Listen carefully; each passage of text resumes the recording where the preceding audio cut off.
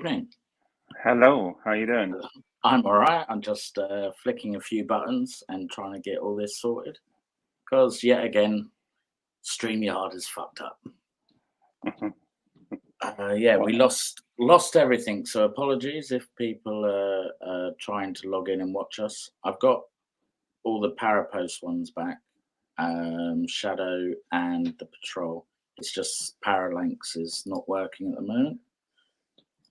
Always helpful. How was your holiday? It was lovely. It was great. Good. We had a really good time. It was nice to be able to get away from everything and just chill. And the kids had a really good time. It was lovely. Good. That's good. Yeah, you been all right? Yeah, I've been fine. Whoa, what is going on with this thing?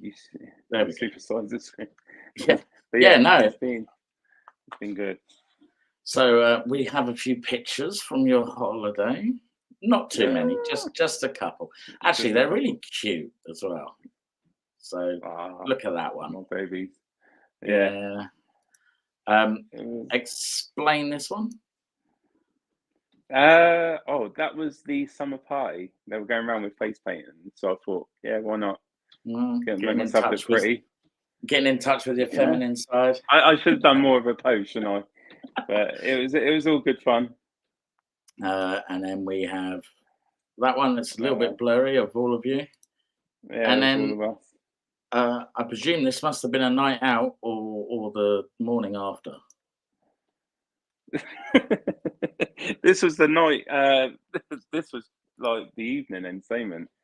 Because we went all inclusive. So as you know, with all inclusive, the drinks are sort of all included. Yeah. So I made the most of it, and a couple of the first night there, I did drink a bit too much. And then the next morning, so I was like, "Come on, we're going out for a walk." Whew, I felt the strain. My head was not feeling good for that, but it was good fun. It was good fun, but it's good to be home. It was nice catching up with like you, Brian, Matt last night. Just getting back into the swing of everything now. So yeah, got another show on Wednesday, which would be good. Yeah, won't say too much about that. For the Global Ghost Hunt. So yeah, it's all fun. We're looking forward to getting back into the swing of things. Hello Nigel. How you doing? But yeah, and then come back to some great guests tonight as well. Absolutely. Cool. So I know John because I went out with John on a very cold, wet, muddy night. Didn't know where the car park was, so me and little Rob walked through a field, and the car park was literally about 10 yards up the road. But yeah, that was when Brian was over. So we were there with Lex as well. But yeah, shall we bring our wonderful guests up? Yeah, let's do it. Let's have some fun. We'll bring John up first and then bring Rob up at the rear. Hello. It's good to see you do the most important one first. I like that, Rob. Absolutely. Here comes the other Rob. Good evening, gents. All right. Good evening, everybody. How are we? Good, thank you. How are you guys doing? Yeah, all right. Just enjoying a well-rested summer break at the moment. Nice. Definitely. Yeah, pretty much. Is it much of a summer up there, or have you had the rain as well, like we have down here? Oh, we've had non-stop rain, but it's been about 20 degrees, so people have been afraid of the weather, because it's usually about -4 up here. Yeah. So when it's got above freezing, people don't know what to do with themselves. It's brilliant. Perfect. Rob, what is that on your? Go on, explain to us your goose or your duck, whatever it is. So, I on the side do Twitch gaming. So I stream games and stuff like that. This is my mascot. It is a goose. He is called Lahonk. And then one of my viewers decided to send me this little pumpkin head voodoo doll thing on a keychain. So he is now on there. But Lahonk is bondage rope tied to my mic arm, if you can see. Yep. There. It's a rendition to Sam Smith. Oh, I'm sorry, I didn't say that out loud. Bless. And where's Kim? She's poorly. She is just here, but she's not very well. She is listening to you. If you do want to ask her anything, I'm sure she will jump in. She's not feeling great, guys, so she's trying to just rest a little bit. Pet Lahonk. So that is one of my channel point redeems, where someone redeems a load of channel points, and I have to give Lahonk some pets. A1 and Kitely are two people in my community. They like honking as well. I have a sound button where it's a goose honking. Cool. That's not a euphemism, is it, Rob? No. Just checking before we get X-rated. We'd be in trouble. So, how's things going with GSI? Yeah, like I said, Rob, we're taking a break at the moment. Summer's our quiet period anyway, so I'm sure you guys know, very, very, very late nights and early mornings. Yeah. So we're having a break. We're in pre-production for a new TV show for Paraflix at the moment, so we're just banding some stuff around the campfire, some ideas, see where that leads. We're looking at getting out end of September, early October, start again for the season until March, April-ish, we think. Cool.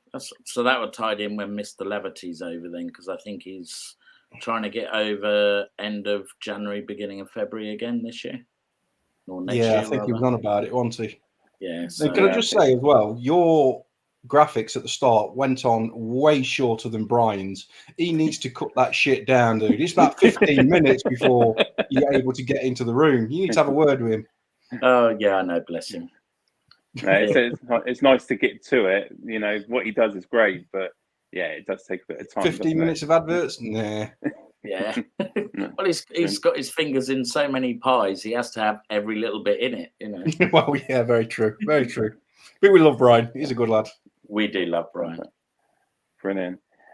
So with G.S.I. then, just a bit of a background, just in case people in the audience haven't met you guys. How did you guys form? How did you get started? Well, it's a family, I suppose, investigation company with some friends as well. I started it in 2018. I'd always been fascinated in the paranormal, had a lot of experiences, terrified of the dark as a kid. And then as I grew up, I just become more conscious and more asking questions of it instead of being afraid of it. And then just got thirst for knowledge, and I used to have a load of things happening constantly. So then I thought, I'm just gonna see where this leads. And that was 2018. 5 years later, I've got my two stepsons, my wife, my daughter-in-law, and one of our good friends who we work with, all part of the team now, because it's just expanded to really good places at the moment. No, that's brilliant. Good. So, Rob, I take it you're one of the stepsons. That is correct, yes. Yes. And what is your role in the team? I'm a lot of behind the camera stuff. I'm the one that gets attacked by the weird men in areas as well. But yeah, that's my job title pretty much. Cameraman and to be attacked. Cameraman and be attacked. Cool. Yeah, cameraman and carrot on the stick, so we can dangle him in front of some ghosts. Yeah.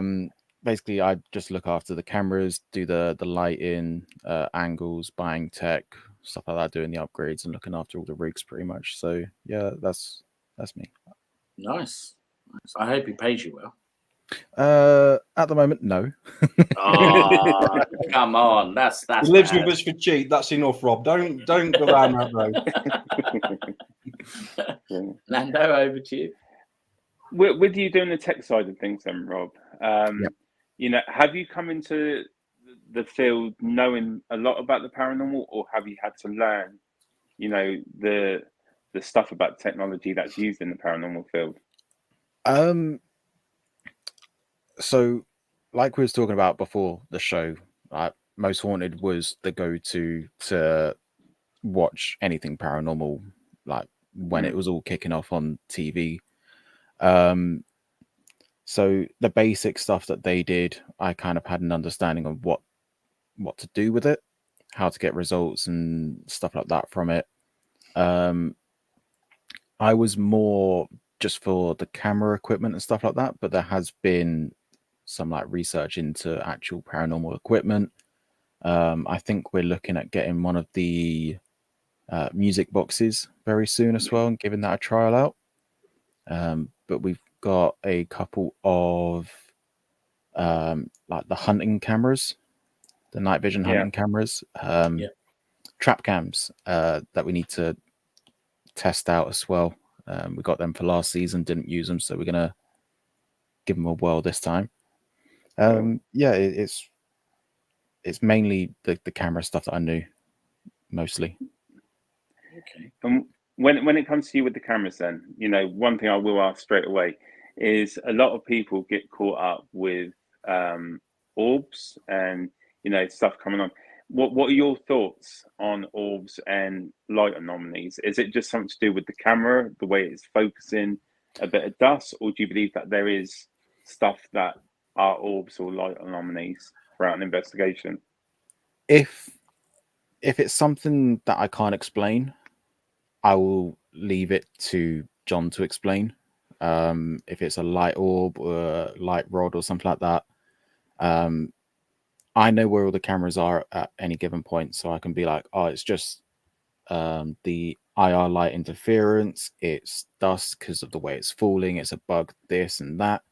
But there are times where it's like the pattern of it doesn't make sense. So cool. I do look at it like a logical, skeptical way. Yeah. So yeah, there has been times like in Hellfire Caves. I think there was a light rod where the pattern of it was just, you couldn't explain it. So we had to just give up on trying to debunk it. Try and find a logical explanation. The thing that made that one particularly interesting is I had two cameras on me, one from my left and one from face on, but both cameras are exactly the same spec. So there was no difference in them, both in night vision as well. The camera pointing to my face picked up the light orb, the rod orb goes straight over my face. The one to my right didn't pick it up at all. And they're both at the same distance, just at different angles. And it was big. It was yay big as well. And it just floated straight across my face. Yeah. One got it, one didn't.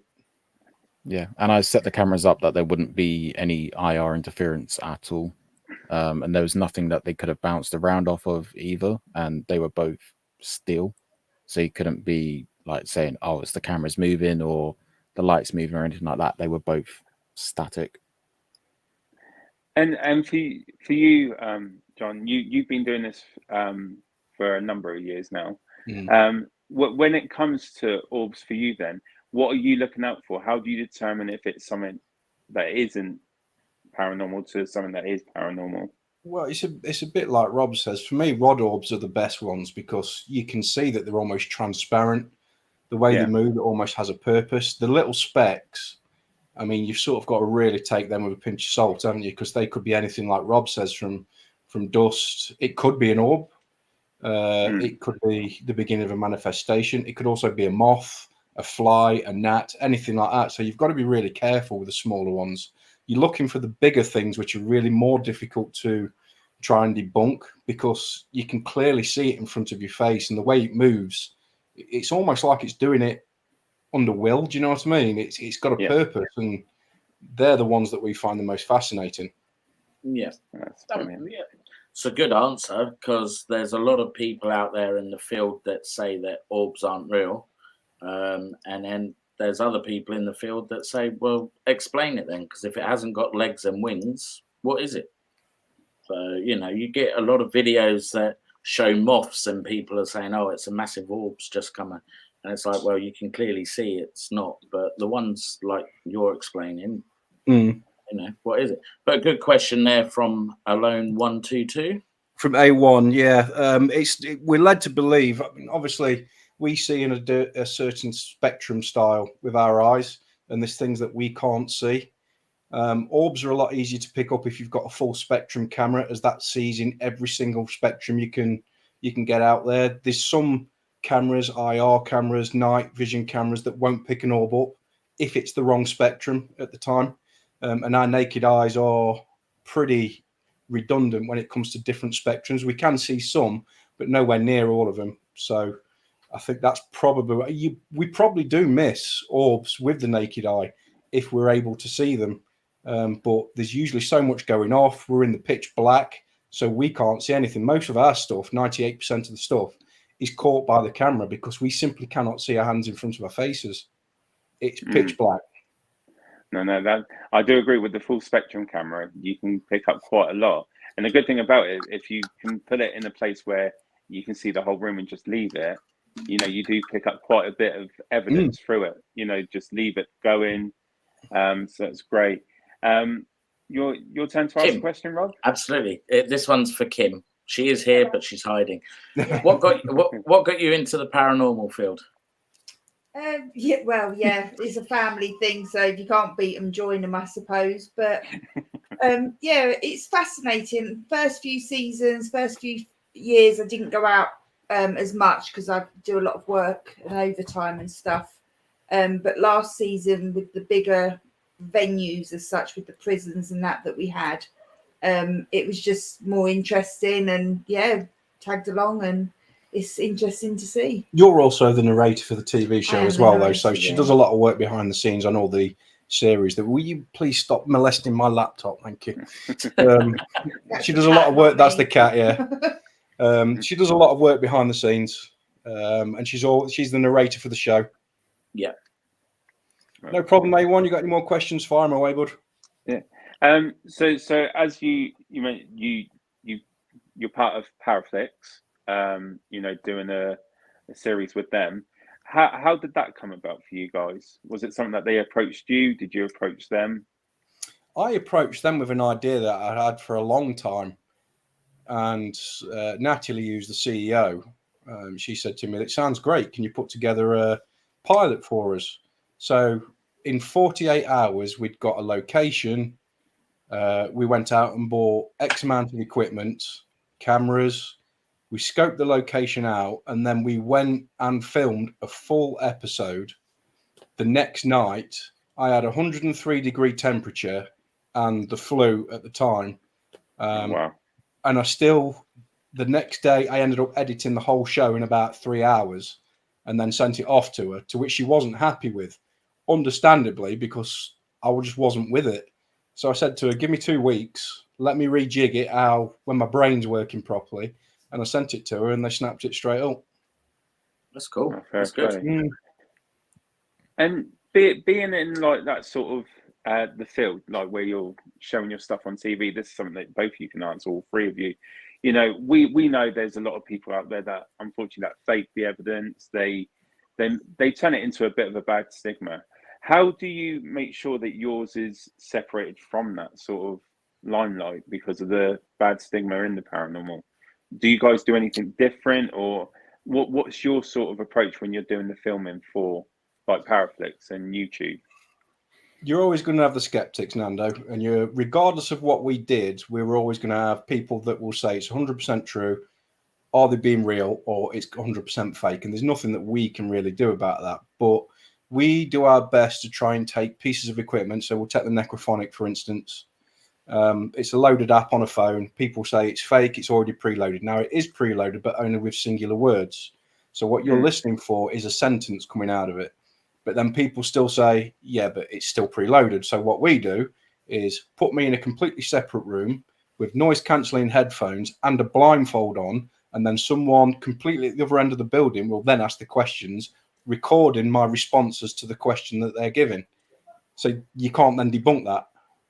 Oh wow, Okay. that is a clever way of doing that. Very clever. So we try and take equipment like that and find the best way to make it almost undebunkable, and then people know that we're actually being genuine. But we also don't hear the noise and then go, "Oh, we just heard a ghost," or "We just heard this." We always try and debunk everything, So if I think I've seen something down a corridor, we'll go down there and see if we can answer what I've seen, rather than just go, "Oh, I've seen a ghost." We do any noises, anything. We'll say, "Oh, it's the rain outside, it's the wind, it's the," we will try and debunk as much as we can.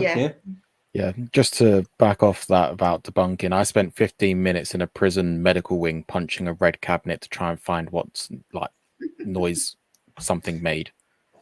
My knuckles hurt at the end of it, but we found out what the noise was. And what was the noise? So we was just leaving this room. It had 2 doors, one either side of the room. We're all leaving. I've got the camera. Everyone is in frame with us, and no one else is in that building. And there was this one singular, quite big red cabinet in there with a few drawers and shelves. So as the last person leaves, there's just this massive bang, like someone's just slammed a cupboard door. So we all just kind of stop, go, what was that? And then head back in. And we're like, it can only be the red cabinet. So I'm there slamming doors, punching the back of it, slapping it, and all of this, trying to find what the sound was. Yeah. And it turned out it was one of the cupboard doors. It was kind of like off its hinges a little bit, but that was slammed shut. So do you have anger issues, Rob? Is that what you're trying to do? Yeah. If you have to survive a night in a prison with John, you would have anger issues as well. Look, I walked up a very muddy field to go and investigate with John, only to find out the car park was literally a few yards up the road. So I feel your pain. I do feel your pain, mate. Yeah. He dropped the pin right there, and that's where I parked my car. Yeah, we've done. Another thing to add to that as well is we've now got a secret weapon with John, is that he can communicate with the spirits. So we've gone to venues where he doesn't research. If we research, we don't let him know about it. He doesn't go on any of the tours, and to find out any information or anything. And then when he gets to speaking with the spirits or communicating with them, he comes out with information that even the historians that are there can't believe he's managed to get. That's good. That's good. And is that something that's happened more recently with you, John, then? Or is it something that's always been a part of you? No. I mean, I've always seen things like, I suppose, like any normal Tom and Joe has, Nando, you know. But I don't know, the more we've done this, the stronger it seemed to have come. It seemed to started feeling a lot of odd things prior to an investigation at Ivy House, where I actually got scratched. I don't know, what was it, about 6 inches scratched down my back. And it seems to have really taken off from there. I don't know if that was some sort of catalyst, where I spoke to our spiritualist, Vicky, about it, or she used to be our spiritualist. And she said, you always had a little bit of doubt in your mind, even though you were into the paranormal, there was always a bit of doubt until that happened. And it's just completely opened you up. That was her excuse for it. You know, that was her explanation. So I take that, you know, as that's probably what happened. I've not got a better explanation. And with you guys like Rob and Kim, you know, seeing John going into those sort of situations. Now, I know sometimes TV is not the best place to take it from, but you see how people go into certain locations and they come across spirits that are quite strong and quite, you know, they can do, you know, alter someone's personality. Have you experienced that with John at all? And, you know, has there been a situation where you've had to take him away from a certain investigation because it's too powerful for John to deal with? I don't think we've had to take. I don't think he's been possessed or anything. But I think he gets very emotional. He shows the emotions of the spirit he's speaking with, and the actual event, like as it's happening, drains him of his energy. So after he's had an episode where he's been talking with them, he needs to have a break and recharge and things like that. He feels absolutely drained from it. If you're trying to touch on Derek Okora in Most Haunted, Nando, just say it. It's nothing like that, mate. Oh, no, nothing and shit like that. No. I think if we was to go that's a totally different level of what he used to do. Yeah. It's just finding a way to try and explain, because people feel things in different ways, and absolutely. You know, they react in different ways. Yeah. You know, for you guys, do you have a telltale sign for John that something's starting to happen? Like, is there a change in his personality, or for you, John, as well? What are your telltale signs when something's starting to happen around you? I can take this one if you want, because go for it, mate. I mean, that's a difficult one to sort of like put a nail on the head with that, Nando, if I'm honest, for me. Rob, go ahead. So because I'm behind the camera and I see everything when the room's dark, and I'm literally at John's hip being the main camera, so I want to get everything that he senses. Yeah. I notice when he's going to do something. He'll stop, he'll look around, he scratches his wrist as well when he's feeling something. Yeah, I Yeah. do that a Okay. lot, which is, I Yeah, don't so- know so why. it's- I've got no idea. It's You're like feeling some money coming your way. That's what it is. If only, mate, if only. He's charging himself up. It's weird. Okay. if we was playing poker, you'd know he'd have pocket aces. Pretty much, it's one of them things. But no, like there is obvious tells. He'll stop. He'll be like, "Can we just have some quiet for a second?" And I know exactly where this is going. I'm getting everything set up whilst he's kind of getting into that mojo kind of rhythm that he gets. Yeah. But because I've seen it a few times now and I've been watching it through the little lens, I can see what's going to happen. At the very beginning, he'd take my hoodie and have it over his head because he wanted complete darkness and to focus and things like that. Where it's a bit better now where you can do it, but you prefer silence and things like that. Quiet, as dark as possible. So I will sometimes stand wherever with my eyes shut, just trying to, I suppose, center myself and ground myself. Because if I leave myself too open, that's obviously dangerous. But I do want to be open to a certain degree until I find out what's trying to come forward. There are, whether people believe it or not, there are some nasty things out there. Yeah. So we got another Definitely. question from A1. Yep. Which is, do you think some of the TV shows ruin it for us guys that do it for real? 100%. It's the stigma. The paranormal field is difficult enough without knobheads trying to make money. Demonize the field what we're in by showing everything which really doesn't happen. Say the paranormal investigators and then run off screaming where they hear a noise. I mean, no, it demonizes the whole thing. And it's entertainment and nothing more. Never watch one of them shows and think, oh, I can get some tips off this, or, is it real? No, 100% not real. None of them are.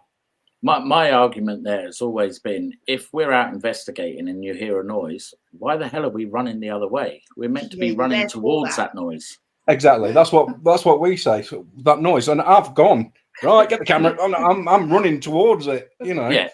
It just when you watch certain big shows like Ghost Adventures, and Sam and Colby, and the Crayola twins. Yeah, we won't go on any more than that. But yeah, they're getting attacked by demons every show. They're screaming. They're shouting, "Dude!" It's just so annoying. I mean, we do subscriber investigations, Rob, as a thank you for the people that support us through YouTube and Powerflix and stuff. And we always have to say to them at the start of the night, we cannot guarantee you'll get any activity whatsoever. This is not Most Haunted. No. Yeah. And that's it. We will do our best for you. Yeah. We have certain tricks and traits that we can try to lure them out. If they don't want to play, they won't play. No, can't fake it. You can't fake it.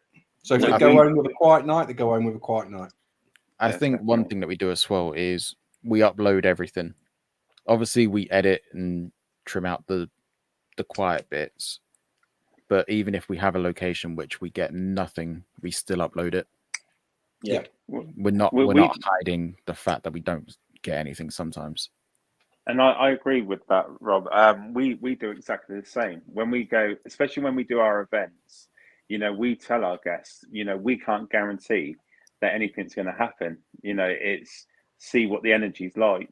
But we go live and we have cameras dotted around in a lot of the locations. And we just leave it running throughout the whole night. So if anything happens, people can see, and they can watch as the investigation unfolds. Yeah. But it is good to show everything, because then you're showing not just the small snippets of what you have caught, you're getting the whole investigation. Because there's some nights you could be there and the littlest thing happens or nothing happens at all, and that's what I consider as a true investigation, is being able to show the whole investigation from something to nothing. Which is, I think, is important as well. So somebody once asked me, what's it like being a real paranormal investigator? I said, it's 14 hours of boredom followed by 30 minutes of excitement. Yeah. I like that. True. I agree. True. So to date with you guys, you know, is there a particular location that sticks out as your favourite that you've investigated? And if so, why is it? Dorchester I've had Prison. for me. numerous now. Since I've got all these things coming through it, I find every place fascinating for different reasons. I usually probably give a different answer for this every time, Nando, if I'm honest, because it's always changing. But possibly when we went, what was the second prison we went to? Was it Shepton Mallet? And we got the White Lady. So. Yeah, and got the White Lady come through to me and basically reeled off everything about her. But then it all came out that what I'd ever had passed on was right. But she'd died of a broken heart. This is what people thought, because she killed her lover thinking he was having an affair when he wasn't. So she was that remorseful. She actually passed that on to me, and it wiped me out for 3 days. I was asleep like for hours the next day. I had to have somebody come round and sage me, and I had to have a bath with sage and stuff. I was completely gone for days. And I remember feeling that emotion that she was passing on, and it was hideous. It was horrible. Yeah, we did Shepton Mallet, and I think I was with 2 other people, and we were like, okay, let's go and walk. And I think we were walking towards C Block on the second landing part. And as we were walking this, and I kid you not, and I know it was real because I'll tell you what, this shadow figure come out of the prison and just stood there. I screamed and ran, and I left the 2 people with me. I was, because do you know when you're not expecting it and you're nervous? Yeah. It was the first time being in a prison. Prisons are a bit like scary enough as it is, isn't They're it? grim places, aren't they? It is a bit of a weird vibe, and I think where I felt weird from the minute we walked in, and then seeing that show, I was gone quicker than I. I think that's the fastest I've ever moved, to be honest. But what about you, Rob? What place sticks in your mind?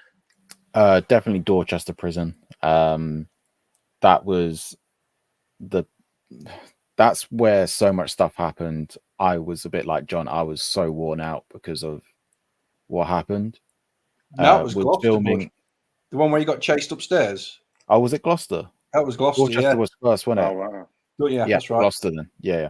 So start again. Gloucester. So much stuff happened. Blah blah blah blah blah. We was on the. It was I can't remember what name wing it was, but it was the paedophile wing. It was above the paedophile wing. Yeah, it was vile. To get to it, there was cells either side, and you had a gated walkway down, so like you couldn't be attacked from either side, but it felt like you was being watched.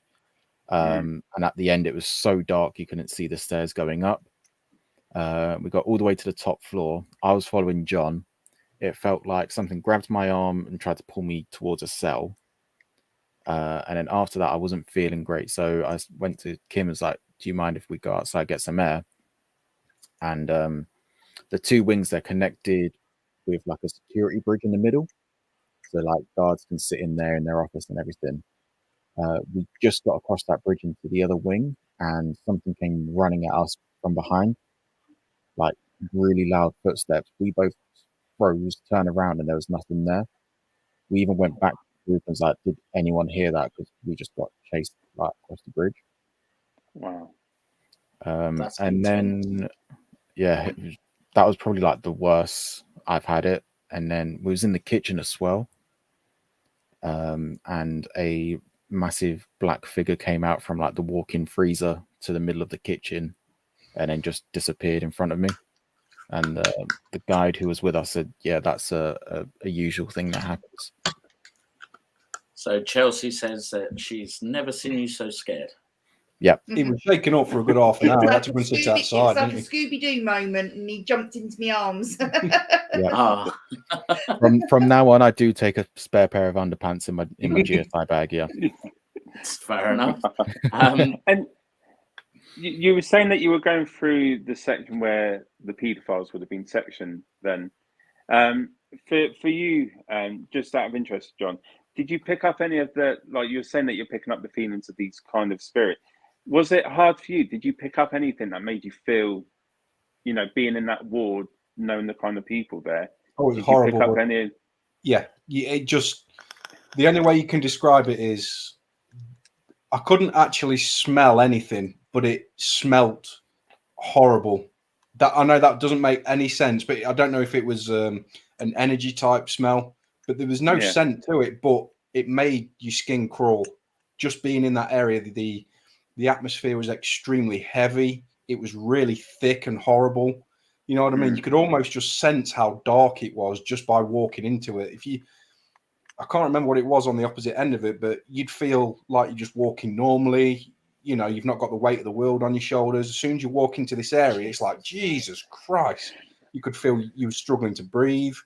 Yeah. You felt so heavy. Do you know what I mean? It was really negative energy. Because it was like at Gloucester, it was like a little gatehouse bit, wasn't it? Before, like in the middle of the two wings on the bottom. And we got into there, looked left. It was kind of like, oh yeah, we'll go into there. Look right where the pedo wing is, and you see these gates and the stairs that you can't see. You're just like, shit. I refuse to go up them stairs on my own. Yeah, Couldn't honestly, do it. you're looking at it, and it's like the movie where it's a kind of horror film, and the scene itself just goes back and back and back and back. It's like that, and you just can't take your eyes off of it. Wow. So A1 has asked another question. Do you do things to try and summon evil out, like Ouija boards, etc.? We don't. We do use Ouija boards. We've got a whole plethora of equipment because it's a little bit like fishing. You've got to try different techniques to catch different fish. So you need all the equipment you've got to try different things. We find that child spirits, male or female, will act differently around men or women. Teenagers, if a woman was possibly abused in her life and murdered, men, she won't go near them. Simple as that. You'll only get a female to interact with her. Sometimes it's the men that will only act with the men, and so on and so on. So you've got to try different things. A Ouija board's not necessarily for luring evil out, but what it is a doorway which can allow evil things in. So you've got to recognize the signs when you're using the Ouija board to know whether you're being duped by something on the other side trying to gain access. And that's what I do. I control the board. And if I start looking at it thinking, hang on a minute, you're looking for patterns, repetitions. You've got the numbers, if it starts counting like 1, 2, 3, 4, it's a repetitive thing. You have to stop it, and close the board down, sort of thing, and then maybe try again and see if you can make any more sense out of it. But you've got to be very careful. Yeah. Going into things like the Ouija board, one of the common factors that people bring up a lot is demonic entities. Mm-hmm. In my opinion, I think the TV shows go on about it way too much, too quickly. But you guys, what's your thoughts on demonic entities? Are they real, or is it just what I sometimes say? Could it just be a spirit that was pissed off in life and has passed off as pissed off and carried on in the afterlife pissed off as well? I think it's Hollywood. You think it's Hollywood? I think it's Hollywood. All Hollywood. Hollywood have completely ruined Ouija boards for the paranormal side of things. They try to make it entertaining and scary for the films. That's my view on it.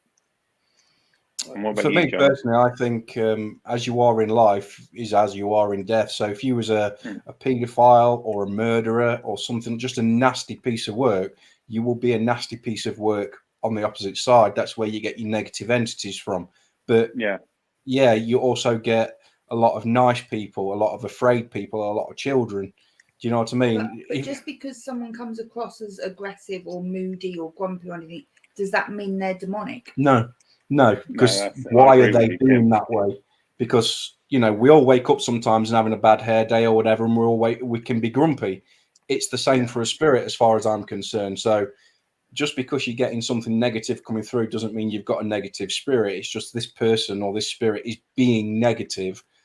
You've encroached on their space. You're asking them to do things like a performing monkey, and they've taken disrespect to it. Do you know what I mean? If you're not asking the right questions, they can just take what you're saying in the wrong way and get nasty about it, just like we can in life. But do you believe in demonic? Do I believe in demons? No, I don't think so, Nando. If in a nutshell, but like I say, I think negativity is negativity. Yeah, I don't think there's anything with red eyes, sharp teeth, and something like that waiting to possess you and jump out on. I like. What about you, Rob? I'm very much the skeptic of the group, so I like to try and find a logical reasoning for everything. I joined the team purely to help John with the cameras, but it's kind of got into a thing where I'm getting more and more involved. So I'm still not like super clued up on everything or anything like that, but I'm still very much a skeptical, logical person. But there has been events that have happened which I cannot explain, like being chased out of the video wing. And just to ask, because there's two sides. Like John, you've experienced loads of stuff, and then you, Rob, skeptical. You try and look for logic. Do you two sometimes may have a difference of opinion when you pick up evidence? Then that you believe one thing, and then Rob, you believe something else, or is it always you just Not usually, go? No, we tend to be quite on the same page about things. We'll talk about it. Like if we hear something, we'll be like, what could that be? Could it be this? Could it be that? Should we go towards it? Yeah, sure. Let's go. And cameras rolling. John's walking away and I'm running up behind him with the camera going. But yeah, like there's been times where John goes into his little change of whatever we call it his horny mode because he Sorry, what Kim calls it my Harry again? Potter mode. I do my Harry Potter thing. He's my little weirdo. Your little weirdo. My little freak. So when he goes into that, because I do some of the research, I know dates, names, stuff like this. When he's going off on stuff, I'll try and ask him questions relating to it, but not giving away anything in case he's struggling or if he's trying to find out information or it's not coming through how he wants it. So we do work together quite well on it all. And I must say, I'm not always right either, but I'm not going to get downhearted about it. Usually I'd probably say I'm roughly about 80% correct, which some people still find amazing, and I'm happy with that, Yeah.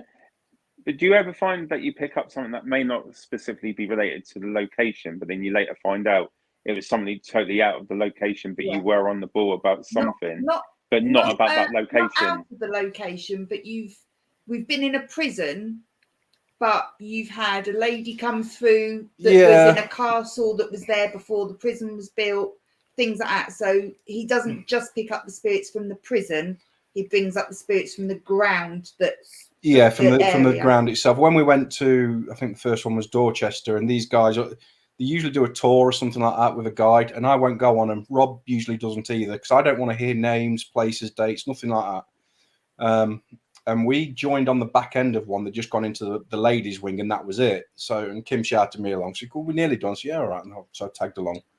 And Ed was the guide at the time, and he was saying, this was the women's ring. It was built in this such and such a time, such and such a time. And I put my hand on the wall and says, "That's wrong." I says, "That's not correct, what he's saying." And Kim was like, "Well, what is it?" I said, "This is," I think he said something like 1864. I said something along them lines. I said, "This is 1100s. This is medieval. This is a castle. What I'm feeling here, it's cold, it's freezing. This is not what he's saying." And later on, he came to us, and on the tour, he told people that the women's wing was actually built on the site of an old medieval castle from the 1100s. Wow, that's cool. So when you're out shopping, do you pick things up when you're just doing your everyday work?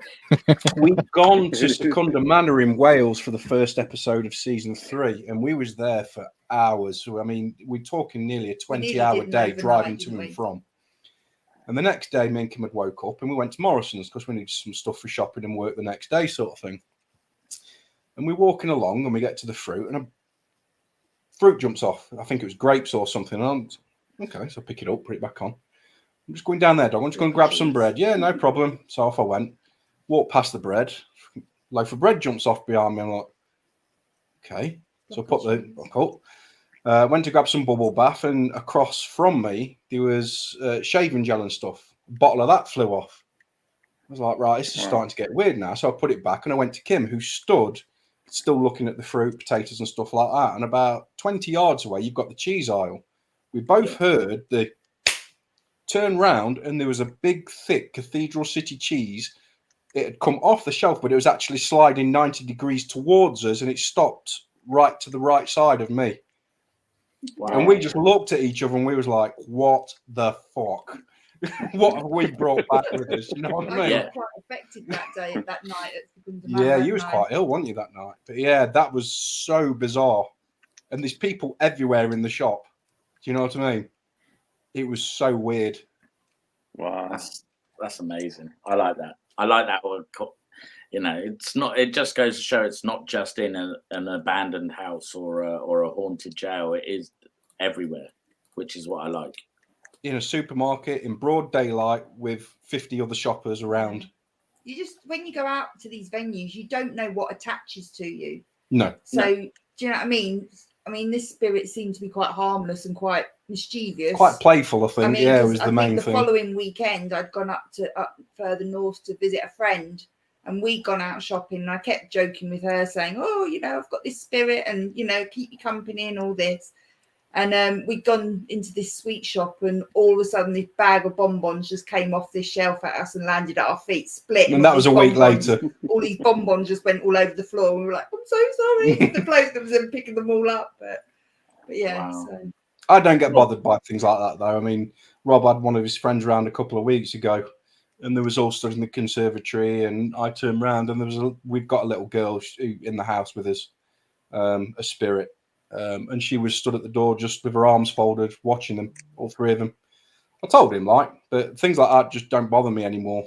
You know, she's there for a reason. I think she had a very sort of what's this person doing in my house? Who's this person sort of attitude about her. From our previous address? I don't know. We had someone there. She seems very similar age to the previous address, yeah. So she could have come with us. I don't know. Wow. And you touched on about the supermarket experience that you had in daylight. Now, primarily, you know, when we do investigations, we always do it at night. Why do you think that is? You know, because like I've said it before, if it can happen at night, it can happen in the day. But Absolutely. do you think because we're going into the night, you know, maybe our senses are more heightened? You know, do you think that's what it is? What do you think is the cause why we do it all at night? I think it's partly to do with the senses, Nando, because your senses are heightened. You're in dark. A thing that I've always found is if you've got somebody in your group that is genuinely petrified, your activity is so much more stronger. So I think because you've got people going out at night, it's dark, you're in a creepy house, everyone has this sense of fear, which seems to feed the activity that you've got in the house. So nighttime is the best for shutting down some of your senses, heightening others, and allowing that fear to feed whatever you're there to find. Personally, that's what I think anyway. But we have had things happen in daytime. Yeah. When we went to Nine Ladies. Oh, the stone circle. Yeah. And we had REM pods going off for no reason, like just continuously beeping and everything, weren't they? Driving us mad in the end. But that was it. As the sun was setting. So yeah. But I think that's why a lot of investigators prefer the nighttime. But for me, I've always try and take someone who's a scaredy cat along with us. Use them like a carrot on a stick. That would be me. Nando and Rob. That would be me. But you know, saying that, when you know, when you're communicating with spirits, and this question for you as well, Rob, you're quite skeptical about things. You look for the logic. Do you find that attracts spirits to you because they know, they can sense that you don't necessarily believe in it all? Do you think that you've had more interaction because of that? And then the same with you, John. Do you think the spirits choose who they want to communicate based on the energy that they're giving out? I think so. Yeah, I think because I'm certainly not the only person with a gift that can do this sort of thing, and I'm still quite new at it as well. The first time this happened to me, I nearly ended up having a breakdown, so I had to proper go away and think about things. But I mean, it's just the way that my brain interprets it. But I think if you've got a gift and the spirit knows you've got a gift, they can see your aura. They can see like an outline around you, so you stand out to them. Because I can see people's auras, so I think they can see mine as somebody that's stronger and somebody that they can potentially say, "Oh, look, I can talk to him," so they come over to me. Do you know what I mean? So I think, I personally think somebody that has a gift like that would stand out You know, like the Ready Breck Yeah. advert where he's got the glow around him. Yeah. Something similar to that. definitely. It's the only way my brain can interpret it, Nando. You know what I mean? Where you just stand out more than somebody else. But I honestly do think that if you're there and you're constantly saying, no, it's this, no, it's this, no, it's this, I think they go out of their way sometimes to try and prove you wrong. Challenge accepted. Yeah, I think so. Yeah. But that's what I was saying with you, Rob. Do you feel that you've experienced that where you're like the logic person trying to find the logic and everything? Do you find that you've had more interaction than you expected to have in the paranormal? Apart from John getting scratched, I feel like I'm the most bullied one by the spiritual world in the group. Because we had Cannock Chase, Gloucester Prison, a little bit at Eam Village, and a few other places that have all come back to me. So it could be. Again, I don't really want to say it's 100% that, because obviously the skeptical side of things. But now that you say it could be a possibility that it is that. Yeah. So when you say you're skeptical, when you started with John and your mum, you were 100% a skeptic. What are you now? What percentage would you say? It's more of a 50-50. It's either a solid yes or a solid no. And that's how I like to look at things. Could that not be paranormal? Well, yeah, it could be, or no, it's not. You'll have to go and find out. And that's pretty much what we go and do. That's a good way of We're not going to, exactly, you're not going to leave it just like, oh, that's a knock, let's go into a different room. You'll go and find out what it is. And then at that point, I'll be like, punching the red cabinet again, trying to find out what it is. Them anger issues. Yeah. Well, if you was cramped up in a car for 4 hours and then had to put up with John and everyone else. I'm always on my best behaviour most of the time when I'm on an investigation. John, I asked you to build one of the camera rigs and I have to spend the next 20 minutes dismantling it and then putting it back together. I'm not a camera tech. I talk to ghosts. Then get in the zone. I have to take myself away and get ready. Any excuse. So Chelsea says that you always get a bloke called Tom, she thinks, when you... From every location we go to, there's always a Tom that comes through. And I was told by a spiritualist that it's a relative of mine. The only relative I know who I can't ever remember getting on very well with is my I think it was my mum's father, I think, Uncle Tom, I believe. But I was never really close to him, and I don't know another Tom, but apparently it's a family member and they seem to be attached to me. So we usually get a Tom, but we also have had some negative Toms coming through as well. So that sometimes plays havoc with what we're trying to find out. I think the Tom that Chelsea's talking about is a protective one as well. Yeah, it seems to be, and that's apparently a family member. Oh, okay. So you've obviously said you use Necrophonic as yours, but do you use any other spirit boxes? Do you use like the SB7? We've got the Clean Sweep 2. I can't remember if it's called a G.S.I or something. We've got about 5 different spirit boxes that we try. One on the app, which is the Necrophonic.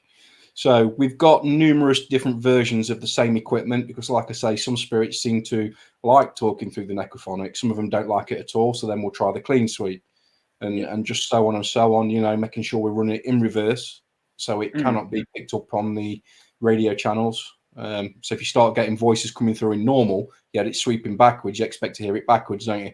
Yeah. So that's what we try and pick up on. But the white noise actually does my head in. When you get the constant, it really grates on me. Especially when you're doing the Estes method with the headphones on, and you're just like, "Oh God!" I can't do it with headphones, Rob. I can't do it because it just blows my head. Yeah. I find it irritating when it's just out in the open. So it is a piece of equipment, if I'm honest, but I try and steer away from because it just aggravates me, just the noise, and I don't know why. Maybe I'm picking up on something with that. I don't know. Yeah, possible. No, so for someone starting out, say now they wanted to, after watching you guys now, they wanted to start out their own paranormal field, doing their own group, etc. What bit of advice would each of you give to them? What should they get? Be open-minded, investigate everything and debunk what you can. Make sure you've got reasonable different sets of equipment to try different tactics, if you like. Surround yourself with a decent team who's just as level-headed as you, and most importantly, go out and have some fun. Yes, Rob? I like that bit. Have some fun with it. Rob, Definitely. what equipment would you suggest they buy? Honestly, anything within your budget. It doesn't have to be top of the range. We started off with some tiny knockoff camera that you get on Amazon, which says it's 1080p, but it records in 360 and barely has the same battery life as a 20-year-old iPad. We was running on that. We had battery pack wires coming out of our arse, like charging the camera whilst we're going, and the amount of times it failed and the quality on it was horrible. But that's how we started, and that's when we really got into things. At that point, it's the amount of fun we had, the laughs and everything else, and the locations we hit. It doesn't have to be paid for. It can be like Sherwood Forest, like we've been to, completely free to get into. Yeah. If you don't mind the walk, it's perfectly fine. But again, it's like EMF will cost you about 10 quid. You can get a camera for 30 quid. IR torch for 10 quid. You can do it on a budget for less than £80 if you wanted to do a basic setup to get you started. Yeah, like a starter kit. Yeah. And then just go and have fun. That's all you got to do. Cool. And Kim?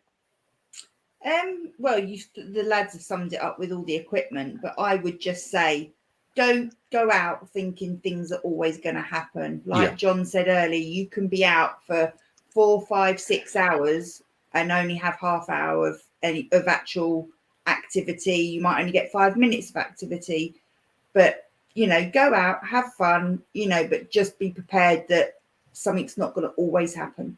It's not most haunted. Yeah. You got to have a lot of patience. Exactly. Just on that note though, do you think sometimes when you go to a location, nothing happens at the start and then you go back and then it starts to happen? Do you think in a way that we're building relationships with these spirits? Like 100%. Because I think people, like sometimes people come on events and they say, oh, something's going to happen. It's a haunted location. And I try and say it's not like that, No. But do you think it's because they got to see trust in us when we go in? Because unfortunately, you do get the idiots that go in and disrespect the location, which, absolutely, let's be honest, it must turn them off. So do you think we've got to build that trust with them at the location 100%, before they give us a sign? Yeah, I most think, definitely. I think that's But what we do as well. Like John said as well, you've got some spirits that don't want to talk to men and would prefer to speak to women. There's some, the other way around. If you're, if it's children involved, get down to their level, play games with them, take teddies and things that they can use and things like that. Try and do a little bit of research about where you're going so that you take equipment that suits that age or the era or anything like that you're going for. Yeah, and talk to them like a normal person. Don't talk to them like a 2-year-old child. They get disrespected from things like that. I think we've always found that if we've gone back to a location, Nando, it's always been 90% more active. And like you say, it's because they recognize us. They know we're not there to disrespect them. We're there to just try and communicate and learn more about them, and we'll make that fact perfectly well known. So you answered that question perfectly yourself, mate. We ain't asking it, just like that. Yeah, bang on. No, definitely. So my final question would be, if you could go anywhere. So if they said to you for your TV show, choose a location, we'll send you.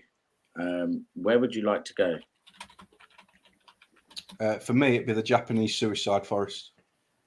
Wow, that's a good one. Nice, Rob. I can't. It's the Bangara Fort in India. Apparently the most haunted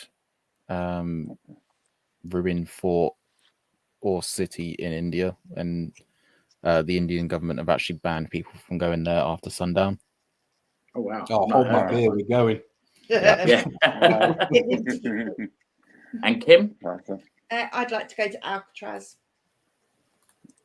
No, that would be a cool one. Alcatraz would be a cool one too. Prisons at the moment, so yeah. Prisons are good. Yeah. Yeah, prison's definitely good. So just before we end the show, is where can people find your stuff? You know, are you on Facebook? I know you're on YouTube as well, aren't you? So do you want to just give a bit of a shout out where everyone can find your social media platforms? Yeah, we're on YouTube. Just search G.S.I. Ghost Sighting Investigators. G.S.I. Paranormal Events on Facebook.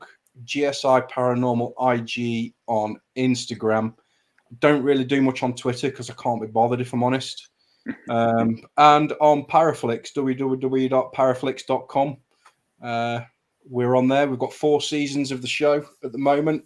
We're stopping at 4 seasons, but we are doing a whole brand new show, which will just be continuously going when we go out. Instead of doing like a set 8 to 10 episode season, then not doing anything for 6 months.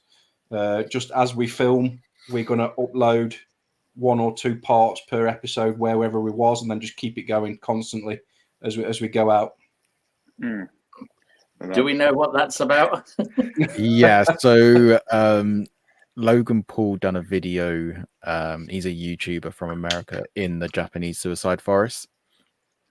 He got a lot of hate because he actually shown one of the bodies on screen and actually edited it into the video on YouTube. Oh wow. The video has been taken down, but yeah, he's always got a bad rep with that place.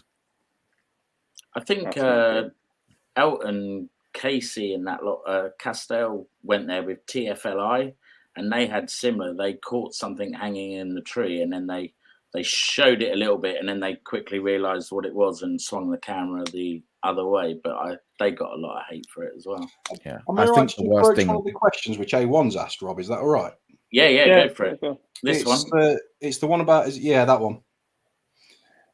People don't carry spirits like auras, but you can have a spirit attached to you, which will follow you around. Usually, it's either one way or the other. It sees some likeness in you for somebody that they used to know. You're generally giving off a good aura, and they feel attached to you in some way as a positive. But you also get the flip side where you've really, really, really upset somebody, and they're just going to come and cause hell. They're going to come and really upset you during the night, show themselves when you're least expecting it, and really try and piss you off. That's a lot rarer than the positive ones, though. But they won't attach to you like an aura. They will just be like a shadow, if you like, following you around, if that makes sense. It's the simplest way I can explain it. But you will feel them. I've got one more question, like sort of relating to what you're talking about, John. Maybe this is more on a personal for me. You know, I got into the paranormal, you know, my wife's been in it for ages, and I got given an opportunity to join Portal to the Paranormal. Yeah. But over the years, I've had experiences with one particular person, mainly was my grandfather, but he seems to come at certain points. Do you think that spirits, like we say, when someone's passed over, when you bury them or you lay them to rest, don't you? But do you think that they're able to come and go as they need to? So I've had some situations over like last year, for example, I developed 2 blood clots and I was rushed into hospital. And the only person that I could really feel around me was my grandfather. Do you think it's possible that spirits can come and go when they know they need, that you need someone? Does that make sense, what I'm trying to ask? Yeah, it does, mate. Yeah, 100%. They're like a guardian, aren't they? Yeah, people call them guardian angels or guardian spirits or whatever they want to call them. But you will have, depending on whether you believe it or not, but it's led to believe that everybody would have one significant guardian angel, if you like, that's always watching over them. You won't always know they're there, but sometimes there's a change in the atmosphere around you, and that's usually when they're coming close to you, just to, if you've had a particularly crap day at work or whatever, just to let you know that there's a little bit of comfort in it. Do you know what I mean? Like you say, the only person you could feel was your grandfather, so he obviously knew something was very wrong with you at that time, but so he's come to give you a little bit of comfort. it's like ever since then, I think I've said this to Rob as well. Since I had that, every so often I smell the tobacco that you used to smoke. Yeah. Like I could be walking in the house, and it's just weird. It's just something like Rob. I'm new to the paranormal. I'm still learning every day. But yeah, it's just when you were talking about that, and it's just like hitting on what's going on here. So every so often, so you believe that they can just come and go as they please when they feel that they need to make an appearance. That's cool. Yeah, but I mean, I'm sure, like you, Nando, if heaven forbid one day we're all going to pass over, we'll know for sure then, won't we? But you know, you'd want to know even on that side that your family is still looked after, that everyone is safe, because you take that with you, I believe. So you're going to want to go for a visit or visitation or whatever you want to call it for yourself, to know that your family is safe and looked after and still loved, sort of thing, you know. How that happens, obviously, we'll only find out when we all kick it. When we go to the next adventure, that's what I say. When we go, that's when we'll find out for sure. But it's obviously speculation, but people believe in different things, and personally, that's what I think. That's when everything will be demonic when I come back. Red eyes, horns, a lot. Got the voice just right there, Rob. I'm coming back for them Americans, mate. I tell you, I'll be like, "You want a demon? Here you go." Yes, give it them. Brilliant. Thank you ever so much, guys. It's been lovely chatting to you. Always a pleasure, fellas. Kim, I hope you get better soon, darling. Thank you. And we're definitely trying to get up to Sherwood Forest. It sounds like we could have a laugh with all of us up there. Please do. So you don't mind climbing fences, you're fine. Oh yeah, I can climb the fence. It's all right. It'll be fun. But no, thank you for taking the time out of your evening to have a chat. It's been great catching up with you guys again. And again, Kim, I hope you feel better soon. Thank and you. then hopefully, you know, because I know you've re-signed with Paraflex, haven't you? So you've got plans coming up. So once they start unfolding, we can get you back on and talk about the new stuff that you're doing in more detail. And, you know, see what unfolds for G.S.I. in the future. Sounds like a plan, bud. We're always happy to come and chat with you guys. You know that. Lovely. Thank you very much. And put you in the other room. Always a pleasure. Take care, guys. Cheers, guys. Hey, guys. Thank you. Yep. Bye. Bye. What that great was guests. fun. Yeah, that great was good. guests. I like it. I like the fact. Go on. No, you go first. We might have said I like the thing. fact that Rob's still skeptical as well, despite being chased and everything else. I like that. And I think it's good to have that level, you know, the balance there, haven't you? So I thought that was a great chat. Great first show back from holiday. I enjoyed that. That was good fun. And just still sober, so that's very good. Yes. Yeah, I won't be drinking for a long time. No. Thank you. But yeah, no, it was a great show to come back to with G.S.I. You know, great people to talk to. You know, they were fun to talk to when I was on with Bryan on Through the Lens, and it was great to catch up with them now. So, but what have we got coming up, Rob? So, off the top of my head, next week it's AJ Capasso.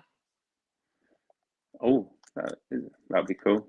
Yeah, and then the week, where's my little book? Now you're testing me. The week after that, we have Heather. Heather is back with us after the live, after that person hijacked our live and cut us off. That was one. I don't know if any of you guys were there, but we had Heather on, and as we were talking, this mysterious person come into the studio and completely wiped out the whole interview. It was a bit of a shock, wasn't it? Because bless Heather, she was still talking and telling us about the property that she Greystone Manor, and we were just getting into the swing of the things, and you know, really getting into the property, and this mysterious figure come up, and it was just like, wow. Another StreamYard special that was. So. But apart from that, this week you're on a special on Wednesday, are you? On a special yes. So podcast? Wednesday evening, Matt's going to kill me if I've got this right. I think it's 10 o'clock UK time, GMT time. We have Global Ghost Hunt Live. We're just going to be chatting about the upcoming event in October for Global Ghost Hunt. We've had some new teams that have signed up, so we're going to introduce some new teams. We have got a special announcement to make, which is exciting, so we're looking forward to that. And it's just general, I think where I've been out for a few weeks, it's just catching up with everyone and letting everyone know what's going on in the background. So yeah, that would be a good one to watch if anyone's interested in the Global Ghost Hunt. It'll be on the Global Ghost Hunt webpage, Facebook page, YouTube, and yeah. So yeah, come and join us. It'll be fun. Brilliant. So I'm going to make a guest appearance on that one. I'm going to pop up with Matt and you and say hello. But apart from that, I've got nothing planned apart from work at the weekend. The new team's just about sorted. So we released a video yesterday to say that we're going back to basics. No more screaming at everything and that. So we're literally scaling right back to how we first were when we first begun. So it'd be good. So it'd be good. And I think for Portal to the Paranormal, we got our next investigation at the start of September. We're going to Merchiston Hall, and then we'll be meeting up in September as well. For I know, 5th of September, 30 East Drive.